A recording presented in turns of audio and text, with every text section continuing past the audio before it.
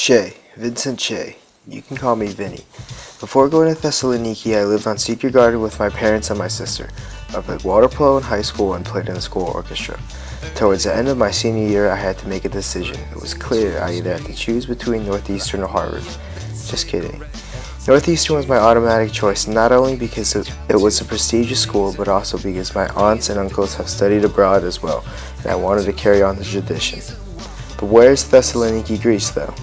I finally Googled Greece, which showed me pictures of white houses and blue roofs that matched the blue oceans.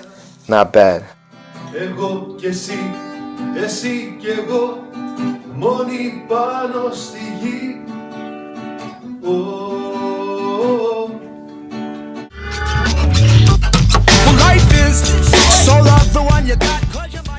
It all seemed laid out for me. A beautiful city with everlasting scenery, along with being able to travel to different European countries, spending my first year abroad, and returning to the beloved city of Boston, where the Celtics thrive with 17 straight championships. Time flew by as usual until the moment I stood 3 feet from my parents. A hug goodbye was sufficient to all my family members, and I was well on my way to board my flight. Upon arriving in Thessaloniki after a gruesome 14-hour trip, I saw my new home for the next 3 months, the Metropolitan Hotel. Where are the white houses and the blue roofs? My excitement had died down by then, yet the city of Thessaloniki felt like home. That's only because it felt like being in Taiwan, the endless amount of cigarettes on the ground and the non-stop buses running through the city.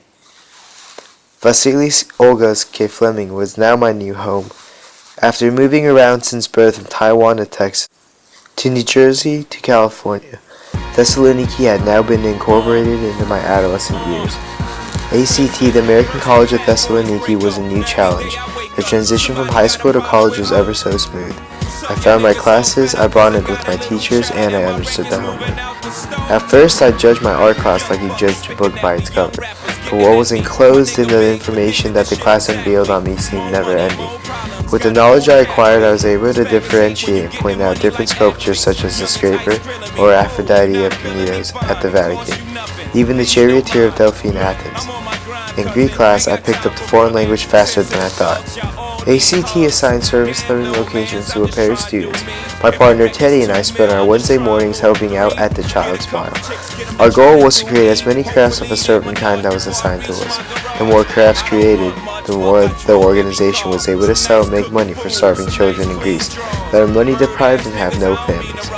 As I watch the same old Greek ladies volunteer their free time to create crafts, I have come to realization that giving back to your community is the best way to keep it thriving. The gifts we created range from small stars glued onto a straw to Christmas trees with decorations, or even a mesh artwork with hearts and stars. The nightlife here in Thessaloniki was no different than any other European city. During the day, it may seem like a ghost town, but at night, countless locations are open to drink, dance, and socialize. Plan B amongst other clubs here in Thessaloniki was my favorite, only because we had our fair share of memories there. On Halloween, my close group of friends dressed up as greasers with white shirts, jeans, and slicked back hair. In my time here in Thessaloniki, I was more than blessed to come across a group of individuals who we eventually called ourselves Squad. Pick and Sack were my first friends starting out orientation. Not too long after, on our first city tour of Thessaloniki, I was roaming around with Dave and had our first drinks together at Aristotle Square.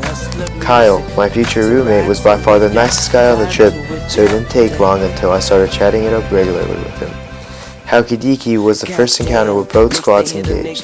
Since then, we've been wreaking havoc in clubs and bars, making the most of our time here. Not only did we party the hardest, we studied even harder. On Thursdays, Fridays, and Saturdays, you would be able to see us going out to different places. Yet the next day, you can swing by the dining hall to find any of us with our heads buried in our books or computers. Unlike other college freshmen, You're good to make it. Bruh. Your stop was Haukidiki. Never have I seen water so clear and the skies with such vibrant colors. The boat tour was a taste of home. It reminded me of the fresh ocean water and the sea breeze. Rome was another city on our list.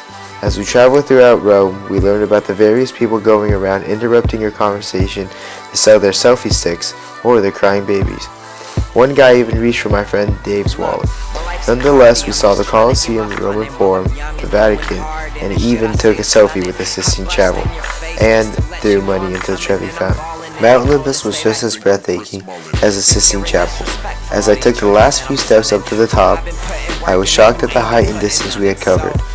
At times, my life flashed before my eyes because one little mishap would have sent me tumbling miles and miles down. Athens was barely different from Thessaloniki, yet the culture and differences were visible. Amsterdam came as the biggest surprise to me because of the way the city was structured. I definitely experienced the culture in Amsterdam, visiting coffee shops, bars, and other various tourist attractions. Before my trip concludes, I would like to give a shout out to Squad for always being there for me at my lowest and even supporting me at my highest. No matter if it's playing Fun Run or Uno, I always have a great time when I'm with them. I'll greatly miss family dinners and the conversations that were incorporated. I'm thankful Pashyang, who were caring, had my back, always cheered me up, and always knew how to have fun. This trip has taught me more about myself than any other endeavors I've experienced. 3 months ago, I was a scared 18-year-old freshman about to embark on a journey. Now that the journey is coming to an end, I've gained sufficient knowledge to take on the world ahead. Thessaloniki did a magnificent job showing me the entire city and the differences in culture and daily life between Europe. DC boy and G-Eazy down in NOLA. When I drop my album, bet it sells like Motorola. I get naked photos on my BlackBerry when I'm touring. Yeah, I love a groupie chick cause she never questioned my motives. Cocaine, I be coming with the dope till the ministry folks stand your toes like a ballerina. I'm spitting my raps, whipping up tracks like I had cleats on. It's a game of Simon Says. How y'all following the leader? Bitch, I'm still undefeated. You ain't seen a single W. Who the fuck are you? I'm the best, no substitute. Stick with my team, perfect family like the Huxtables. Living life and I love it, dude. Yeah. I'm getting business more, homie. Fuck you tripping for. Yeah, it's so profound. Hit the stage, they go wow. You rappers get ignored. Me, I'm